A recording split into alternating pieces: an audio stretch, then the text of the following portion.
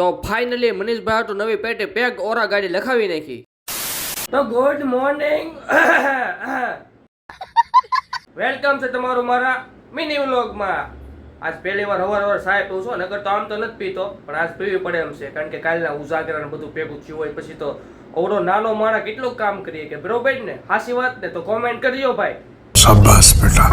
લઈ જવું પડ્યું બાયથી ટિફિન. ઓફિસે આવી જતા મોંઘેરા મહેમાન, મારા ટિફિન માંથી તો ભાગ પડાઈ દે કે પાછો હું ભીખો રહું. ઓફિસે ભેગા બેન જમવાનું કારણ એ જ કે એકાબીજાનું શાક ખાય કે ઓલું ફતવા ન કરે ને કોઈ, મને આ શાક નથી ભાવતું, પૂછડા નથી ભાવતું, આ દીકરા ક્યાં જાય? વાત તો સહી હવે આ કઈક નવું સાધન લેવા છે, કેમેરા વાળું કાનમાં ભરાવવાનું. આ રીતે હરિયો કાનમાં ભરાવી દેવાનો, પાછો ઠેઠ લગી અડી નહીં દેવાનું કે જો પડદાને અડી જાવ ને તો હસોડા બેરા થાઓ.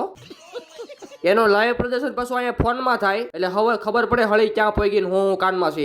ઓય બાપા આગળ હું છું તો જોવો. અરે કાંઈ નહીં, થોડોક ટ્રાફિક હતો એમ, બીજું કાંઈ વાત નહોતી મોટી. અરે ગમે ને ત્યાં નાની મોટી હાજરી દેવા જવાનું થઈ જ મને ટ્રાફિક નડે હાડું. ઘર ભેગું થાને ભાઈ. ઘર ભેગું નથી થવું, પેલા કોફી પીવા હાલો, કારણ કે હું ચા એકચ્યુઅલી નથી પીતો. અમારે નાની દુનિયામાં મોટું નામ એવા મનીષભાઈ તો અમે ઓરા ગાડી લખાવી ને એની કોફી પીતા હતા અમે. શોરૂમ ની બહાર આવીને મળ્યા તો ગાડીની એસેસરી જોવા, બધું જોઈને લેવું પડે. અમારે વાળા ગાડી લઈ થોડું રમકડું લઈ છે. હાડા 4 વાગી ગયા, નાસ્તાનો ટાઈમ થઈ ગયો. મારે આ બે માંથી એક પાસેથી જ નાસ્તાના કઢાવવા જો હે.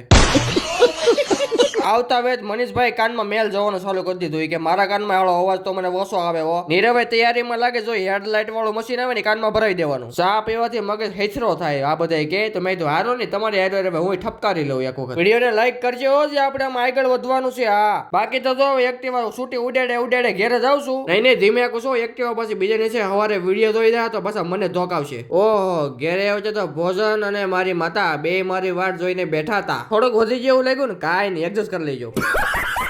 તો હવે દયા ખાઈને લાઈક કરી નાખો અને કોમેન્ટ કરી નાખો. મળી બીજા વ્લોગમાં. આવજો, બાય બાય, ટાટા.